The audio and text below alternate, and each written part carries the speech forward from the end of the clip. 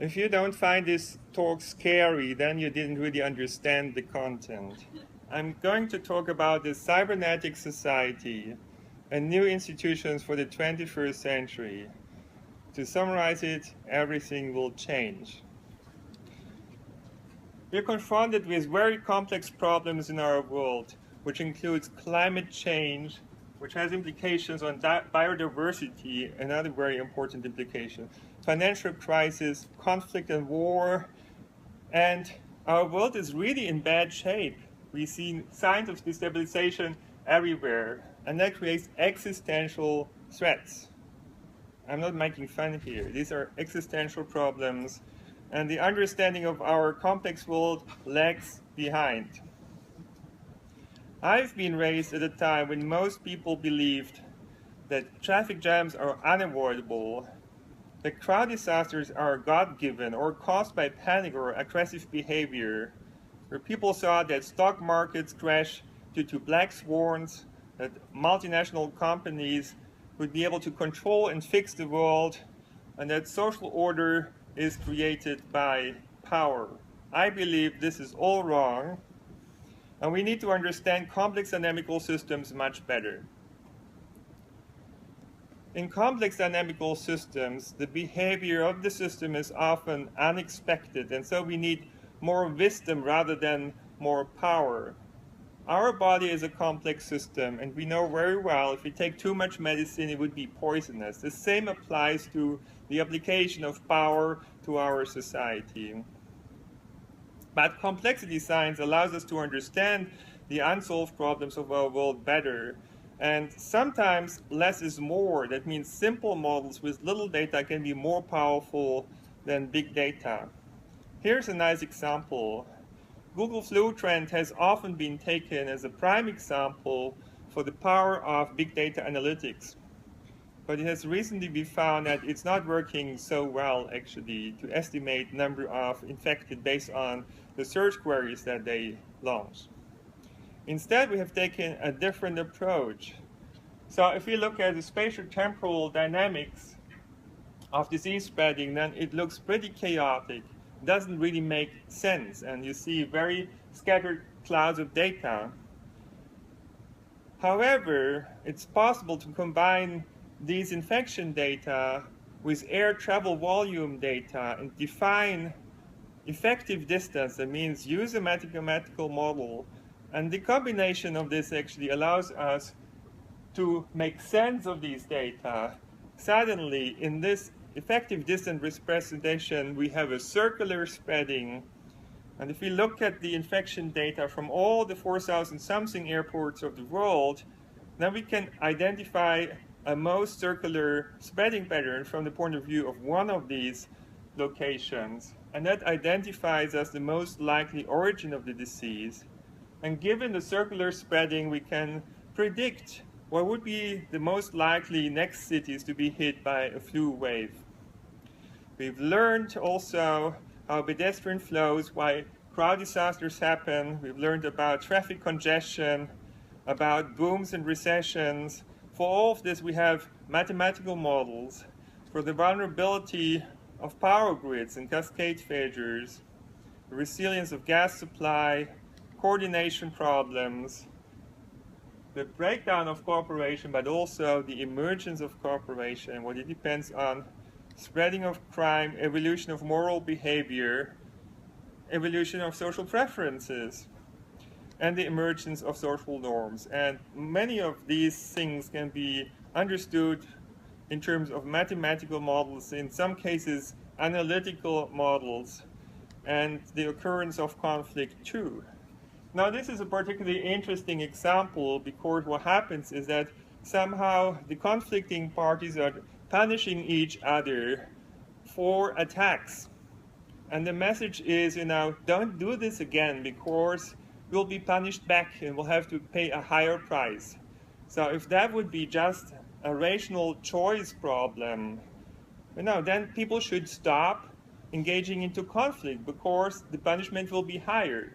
But instead we see escalation in many cases, and in conclusion, punishment may work in a monocultural context, but in a multicultural context, it often doesn't work because you would not accept the punishment if you've done something which is right from the point of view of your own culture, while it was maybe wrong from the point of view of somebody else's culture. So social order cannot be established well by punishment, I claim. In a multicultural context, we need to have new approaches. Here's a short and very incomplete historical evolution of social mechanism institutions promoting social, economic, and cultural progress. And of course, from the very beginning of times, we had cooperation problems. Hunting.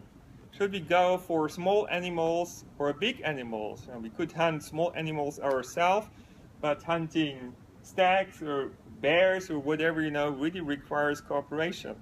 The other problem, social dilemmas such as a public goods game, certain things need to be done, they benefit everyone, including free riders who didn't contribute to the generation of the public good.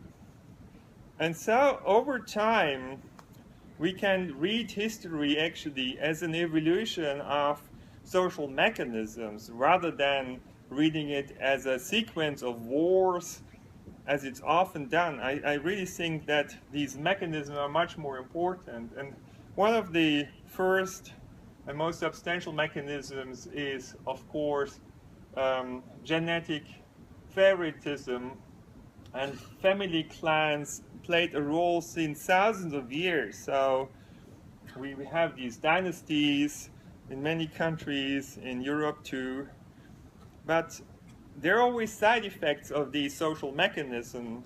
So genetic favoritism seems to imply kind of these blood wars, the ethical conflict, and in fact we have seen a lot of wars in history. Some people even claim culture is the mother of war is the mother of culture. I'm actually not so sure about it. I think that migration is much more important. We've seen migration actually since thousands of years. We're still seeing it, and I believe this has been very important to establish exchange of all these cultural inventions that have been made. But altogether more important than war was that aggression was actually reduced over time, because that allowed people to live together. If everyone had to be afraid not to wake up the next morning because you would be killed during your sleep, you cannot live in a community. And so in the beginning, of course, these were small communities, and was very inefficient to get all the food that you needed. So in a sense, you had to move around all the time, and as a consequence, you couldn't accumulate goods for bad times. So it was very important to learn to do agriculture and to be able to stay in one place. Animal farming was another invention of this kind, and so communities could be established that were staying in a place. And later on cities, of course. And once you live together, then imitation can step in. Okay. Small problem. Just wanted to show you a few equations. Don't send, and apparently these equations were too much for the beamer. Yeah, here we go. Yeah. We're back. All right, so these are some evolutionary equations I have derived for imitation.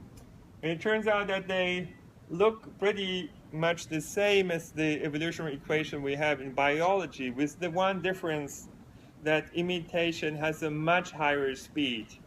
So going from genetic inheritance towards cultural inheritance really speeds up evolution of societies enormously. And then, of course, schooling and teaching was very important. But also staying in one place implies that we would have repeated interactions, and as we know, that allows to establish direct reciprocity. But there's something else. In large settlements in particular, there is a differentiation process going on and specialization. And once you specialize, it becomes interesting actually to trade.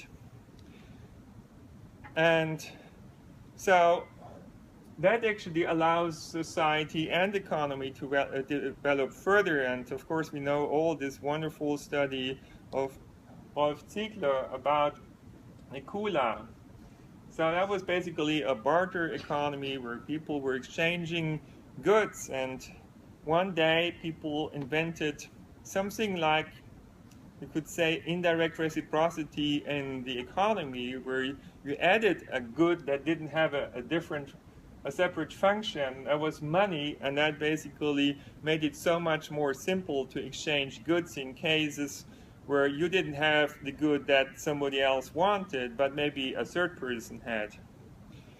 And in fact, indirect reciprocity is, of course, beneficial to everyone. If we are friendly to others and they're friendly to us, then we have all a better life.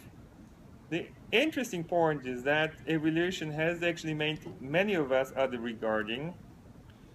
And I believe that's a reason for the superior position of humans in the evolution of species. And here we can see a plot that actually shows that if we all start unfriendly and unfair, and we selfishly optimize in a social goods dilemma situation, then over sufficiently many generations, if children are raised close to their parents, we would see the evolution of fairness or friendliness over time, and that would allow people to overcome this tragedy of the commons in the social dilemma situation, and so they would be much better off, and actually cooperators beat defectors in terms of payoff. Now we can put that also differently by saying considering externalities improves systemic outcomes and can benefit everyone, because selfish decision makers wouldn't be able, without a special mechanism, to solve the tragedy of the commons problem. But besides social mechanisms supporting bottom-up self-organization, such as the ones I've discussed, we have top-down institutions too. And that brings us to this concept of the Leviathan, right? Some people think it really requires a powerful state to make sure that there is social order. We wouldn't fight each other all the time like wolves. And so institutions have been established like courts, and in fact, a lot of laws are implemented every year, thousands or even tens of thousands, and that requires enforcement institutions too. And over time, that becomes more and more expensive, and that's the situation we're in. So by now, most industrialized countries have debts of the order of 200% of GDP, and that's quite a lot. And the question comes up, can we afford to rule our society this way in the future? And if you didn't ask the question before, there are people who for sure ask these kinds of questions. And they say, look, there's so many obstacles in our way. And we need a step change, basically, in order to solve our problems. And then people come up with ideas such as, wouldn't it be great if we could rule our countries like China can rule its own country? That's not my idea, but if you read the newspapers, then you can find it here and there. These kind of discussions are ongoing. Is our democracy outdated? That's kind of the question in the air. Can it still compete with China, with Singapore? Countries that can decide like a powerful king who can say, okay, let's build a shopping mall over here, let's build a city over there.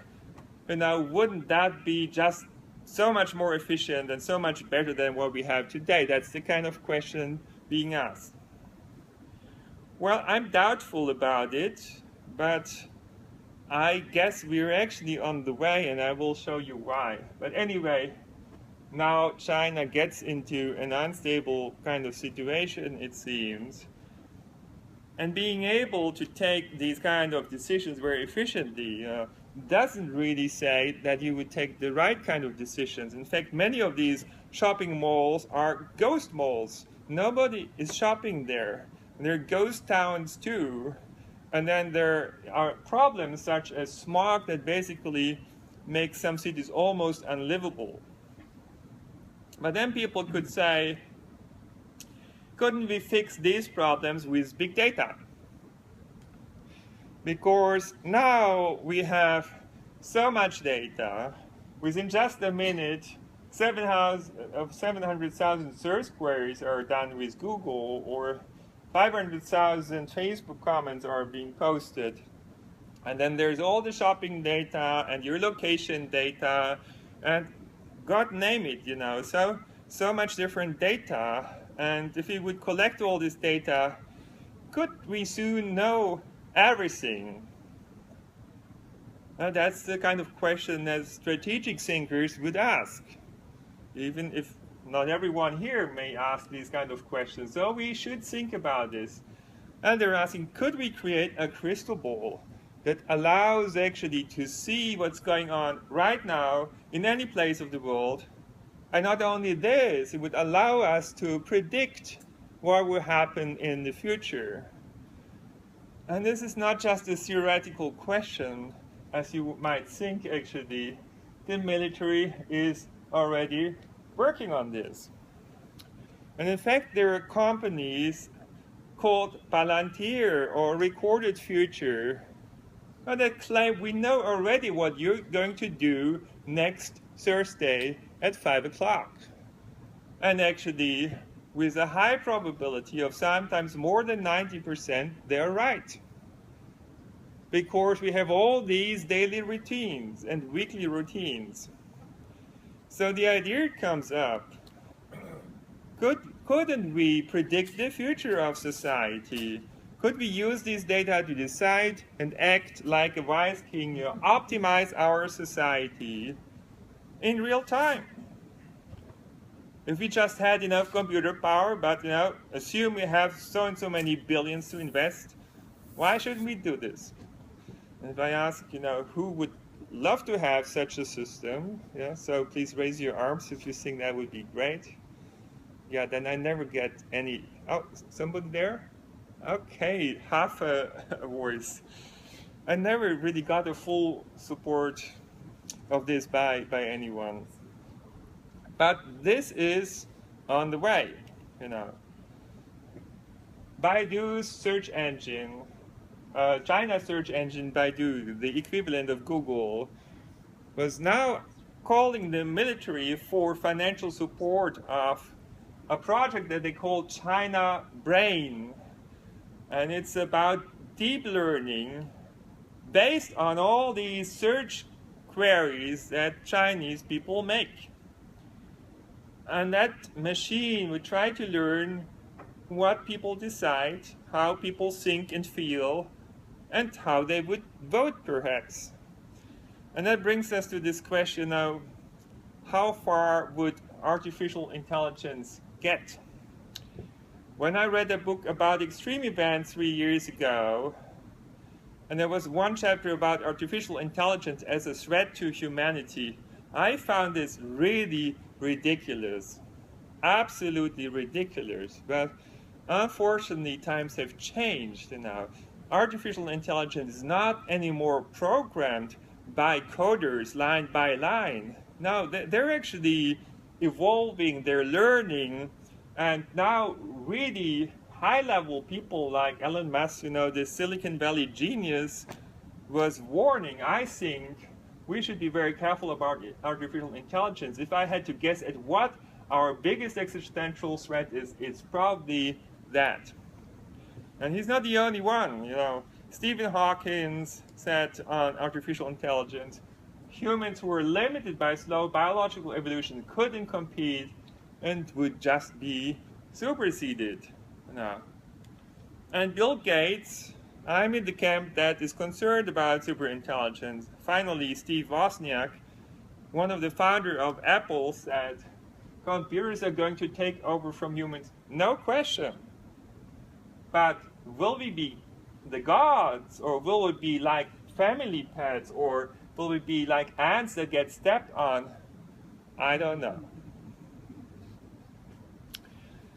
Now, I don't want to ask the question whether these machines are really so intelligent already, or whether they can have a philosophical conversation or find Schrodinger's law in physics or whatever. But the question is, how would artificial intelligence be used? And my claim is it would be used to build a cybernetic society, and my further claim is this is on the way. Actually, already many decades ago, there was a first attempt to do this, in Chile, actually. But at that time, they were threatened by other countries, and they certainly didn't have big data. The data situation has completely changed. If you would want to run a country like a cybernetic system, you would certainly need a hell lot of data, and these data are increasingly available. And in fact, Singapore is very much using such an approach, a data-driven governance approach, and it's often presented as a model to the world, as a model to be copied by other countries. And eventually, we have this discussion coming up that actually other countries are on the way of doing such a thing. And if we look back into this one article I showed you already before and read further, then this machine is called Big Mechanism. So this is not just about observing the world, it's about manipulating the world. And some months ago, actually, Sasha Lobo finally understood that this entire mass surveillance thing is about a cybernetic society. And this is what we need to realize. And if you think, okay, this is far away, this is China, this is Singapore or US, then don't be too safe about it, because there are people who are really starting to find this a great idea to have it here in Switzerland or in Germany and in any other place. So you should be aware of what's going on. If you think this is not what you want, then you should say what you want. So how would all this work? How would society be transformed using digital technology? Well, certainly you need power for this. And people say knowledge is power. So if you want to have a lot of power, if you want to be almighty, then you need to have all the data, all the knowledge. That's kind of course, a philosophical idea, but some people believe in it. And this very fact is potentially dangerous, in particular if powerful people believe in it. So the question is, could you build something like a magic wand that allows to manipulate people's choices to make sure the future would come as the crystal ball predicted it? And how would you be able to do this? Well, perhaps with personalized information. Everyone today, when you Google, when you look for a hotel recommendation, whatever, you get personalized recommendations. And this is the situation.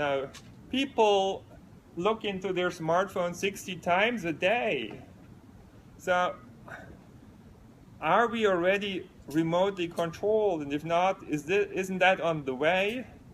Because personalized advertisement does it all the time. That it's trying to make us buy goods that we would otherwise not buy.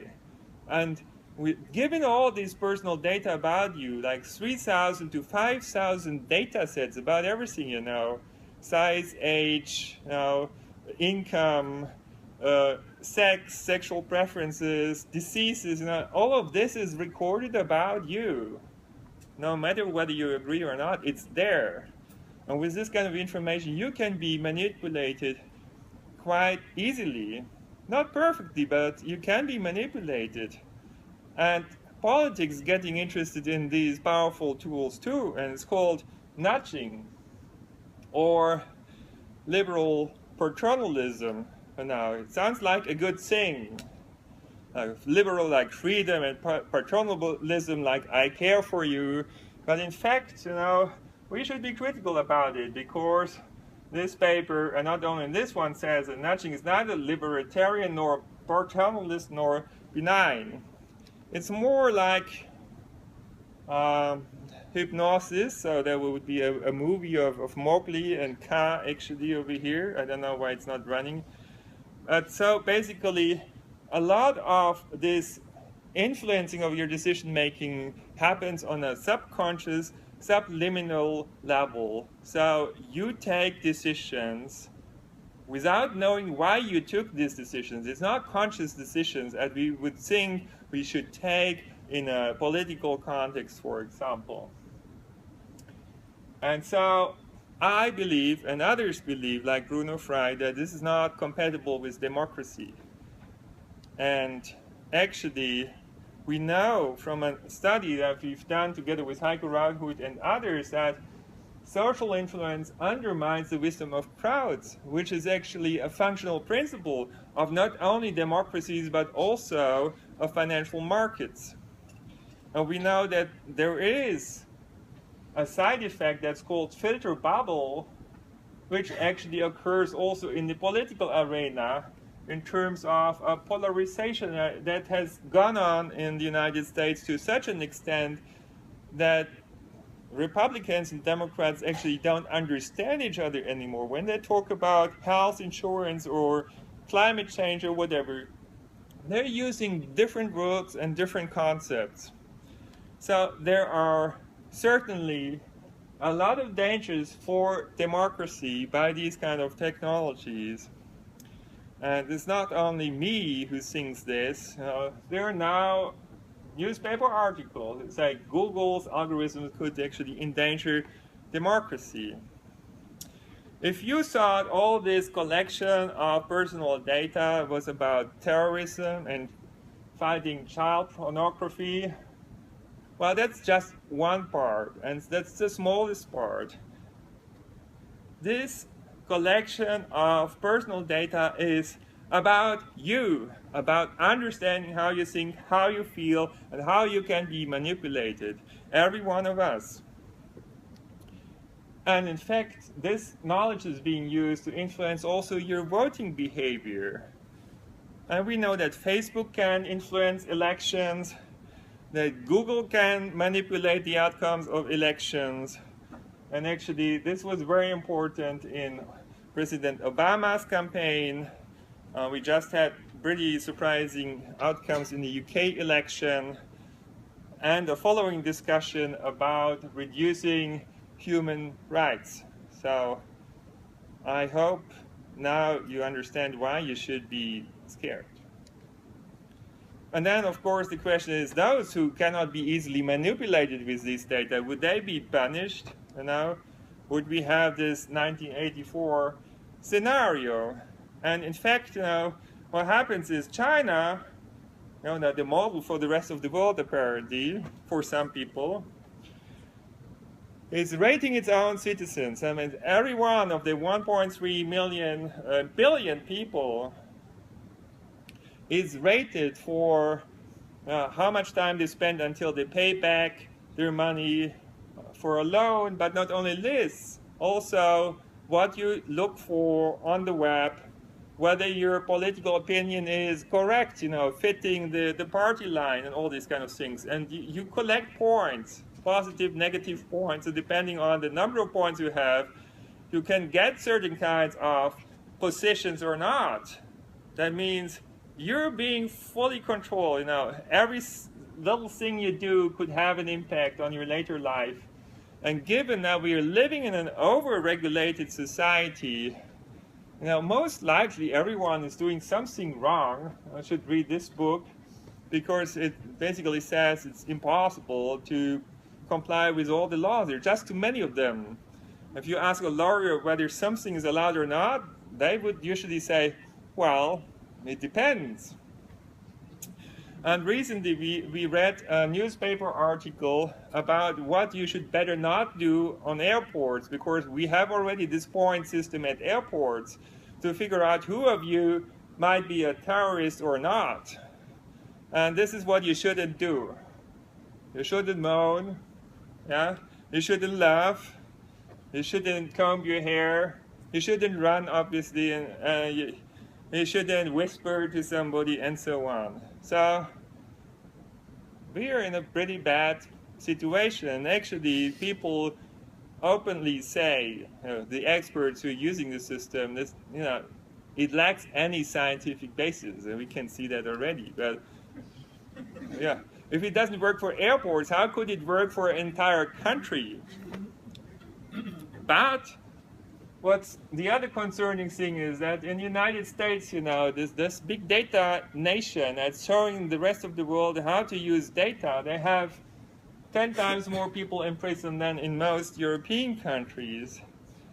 And now we have a paradigm shift, actually, in the area of law towards predictive policing. So we are not so much interested anymore in whether you did something wrong or not, but later on this. But whether you might be doing, just made a mistake, make a mark.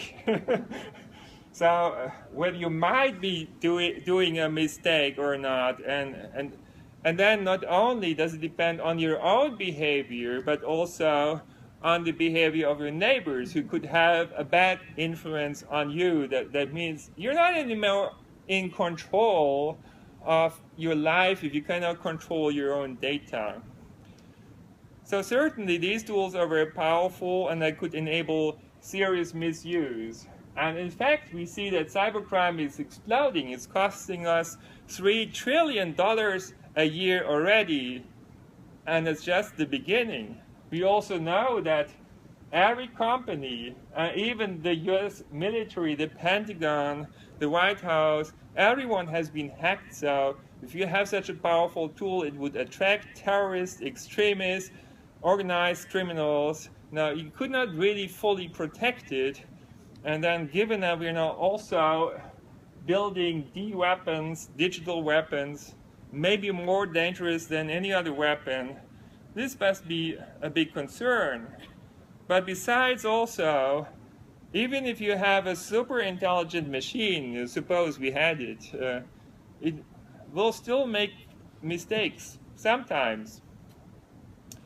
And I will demonstrate you here that actually it will not be able to predict the future, even if it knows pretty well, pretty much about everybody. So most likely a computer agent, a digital representative of ourselves would not be more similar to us than an identical twin. There's still some differences, but still, if we knew everything about everyone, we know that interaction can change everything. And the best example is you fall in love with somebody, and that changes your entire life. And if you're an influential person, maybe the history of humanity. And here is an example, this nice lab experiment that Michael Mass has done, where we have 96% correct micro-prediction of individual decision. Now, it's amazing how well this best response model predicts individual choices. But it's completely wrong in terms of predicting the macroscopic outcome. That's shocking, you know. So even if you do all this mass surveillance, it doesn't really do the job that you thought it would do. In fact, small perturbations could trigger a completely different kind of outcome. And then the other surprise is if we add noise to this model, that means we make the micro model less predictive for the individual behavior. It turns out to be more predictive in terms of the macroscopic outcome. So now if we wanted to predict the future, maybe we should not try to understand each individual in detail. It's much more important to take into account this instability of certain kinds of system and noise as something that would actually have implications for the dynamics of the system. And in fact, your predictability doesn't work in systems which are unstable. So actually all of our big unsolved problems in the world, I'd like to claim, or most of them, result from systemic instabilities. And here's not a big problem to start with, but it makes everything pretty clear, which is about phantom traffic jams. So in a few seconds we'll see this fluid traffic flow break down spontaneously. And even if we knew the thoughts of every single driver, we couldn't predict this. Why can I claim this so confidently? Because there's a mathematical theory that allows us to understand when and why traffic flow breaks down, which is when the density crosses a certain threshold, traffic flow becomes unstable, small variations in the speeds are being amplified because the next driver responds with a delay and has to compensate for the delay by pressing the brake a little bit harder. So that amplifies the variation of speeds. And then the next driver amplifies it even more, so there's a cascade effect. In the end, drivers get stopped, although nobody wants this to happen. So if you want to ask, who was guilty for this traffic jam, you couldn't say it, In a sense, nobody was, or everyone was. And that's the kind of situation, actually, that we find in other unstable systems too, like unstable supply chains, booms and recessions. It's like stop-and-go traffic, actually, on freeways. Crowd disasters. Nobody wants to kill anybody.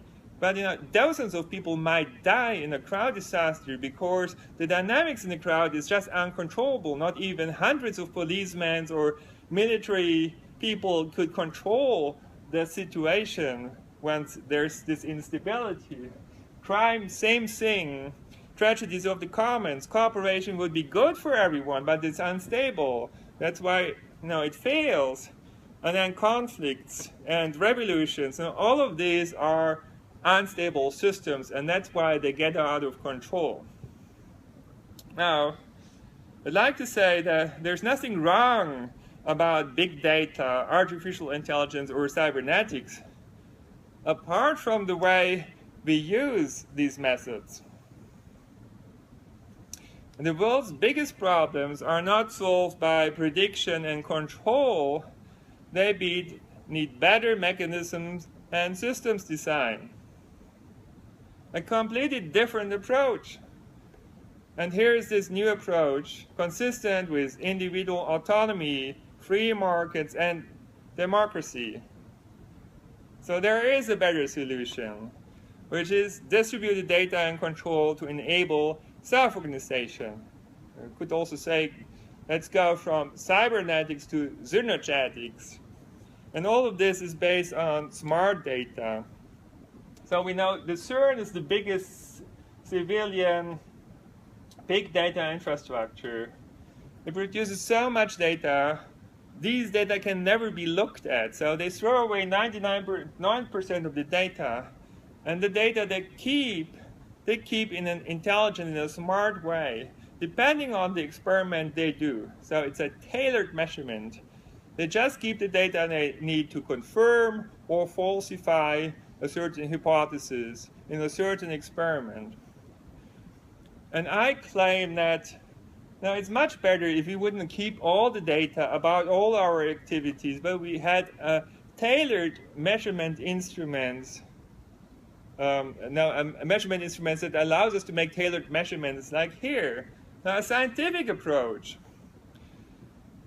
And this measurement instrument is called the planetary nervous system.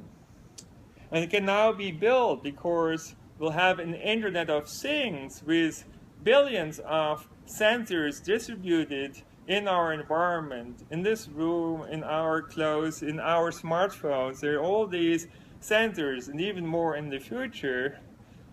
And of course, if we would record all these data and put them in one big database controlled by one company or one state, that would be a scary dystopian surveillance scenario. So from that point of view, I'd like to say this technology is very promising, but it should be controlled by the citizens, because otherwise the citizens will be controlled by the technology. Let's face it. And how do we build this system? Well, Facebook, Twitter, Google, Apple, they would never give us the data we'd like to have to do our research. If you want to wait until somebody is giving you the data you've ever dreamed of to do your science, it will never happen. So we need to understand we need to produce it ourselves. When all it takes is actually you and your smartphone, because we can connect these smartphones to build, if we want, theoretical, a global measurement instrument, because each of these smartphones has about 15 sensors in them, for luminosity, proximity, noise, location, whatever. And so this can be used to do measurements of all kinds. For example, we can measure acceleration in X, Y, Z direction. And what could that be useful for? For example, to collectively detect earthquakes. If just one of your smartphones is shaking, perhaps you're doing a mountain bike ride. If all our smartphones are shaking, that would probably be an earthquake, and you would want your friends and colleagues and family members to be warned. So, our smartphones can do that together with this planetary nervous system. It's just one application example. But if we build such a powerful system, we want to build it in a way that we could trust it. And for this, it's very important to give control to everybody. And in fact, so what we do is we give this possibility to open up all these sensors, and you can decide, are you just using these data for yourself, or are you willing to share these data with others? And the microphone is not being used as a microphone, but we downgrade it to be just a noise sensor. So, nobody could use that to listen while you're telling your girlfriend during the candlelight dinner. So privacy, I believe, is important also in future, and informational self-determination. And for this, in perspective, we'd like to use a personal data store. So whoever produces personal data about you would have to send these data into a personal data mailbox that would be categorized there, and you could decide who could use these data for what purpose and how long. So our constitutional right to determine this would be implemented technologically. We could exercise it again. So why don't we do this together and create a participatory system such as real-time data Wikipedia, with real-time data of all sorts of things that you might want to know. Not individual measurements, but collective average measurements, And we could produce our own open data. So the principle would be give and take. You could take data that you need, perhaps for consultancy or for your own business, services, products, whatever. But then, of course, you should give some data back, otherwise the system wouldn't work. Same thing with the source code of the measurement procedures. You can take it, you can modify it, but give it back to everyone so they can take it, modify it, and so on. So that would enable everyone and help us to produce better services, better products, businesses, better neighborhoods, smarter cities, smarter societies, and create something like an information, innovation, and production ecosystem. So the more happens, given this interoperability, the more will be enabled, the more can happen, and that creates exponential innovation rather than linear innovation. And the new approach is self-organization, like magic. So we wouldn't try to control the system, but we would try to learn about the forces governing the system and use these forces for us, like in Asian martial art, or as we have always done it in physics or engineering, where we are using the forces for us. And we can do that also in social systems by creating the right kind of feedback loops. So what I like to claim is that 300 years after its invention, we can now make the invisible hand work, because the Internet of Things allows us to do the measurement that are needed for the real-time feedbacks. We have applied this in order to get rid of stop-and-go traffic and congestion, improve flows in cities dramatically. And so my belief is it's also possible to build assistance systems for cooperation. Yeah? And it will be very important to have real-time measurement of externality, so we can feed these back and make sure that these systems would self-organize more favorably. But that requires a multidimensional value exchange system, multidimensional incentives. And among these incentive systems could be reputation systems, or these merit-based systems we've seen before. It could also help to reduce an unhealthy degree of inequality. And we could build digital assistants that help us in all sorts of situations and also help us to overcome cultural barriers and turn different cultural success principles into the ingredients for new kinds of value generation, because you will need to have new ways of generating jobs. So concluding, these are the main ingredients for the smart digital society of the future. And I strongly recommend to follow this distributed approach. We can all do this, including collective intelligence, in a distributed way. And then finally everything comes together. Science, politics, business, perhaps even religion, and society too. So these are the implications. Massively increased efficiency, self-organizing, self-improving systems, the democratic principle of participation, individual autonomy, free entrepreneurship, but the consideration of externalities, fairer systems, more consideration of environmental issues, and also support of cooperation and reduction of conflict. So I believe we need now a digital enlightenment. Freedom doesn't come for free. You really have to make sure we will be free in future. And these are a few of the systems that we can do actually to make it happen. Thank you very much.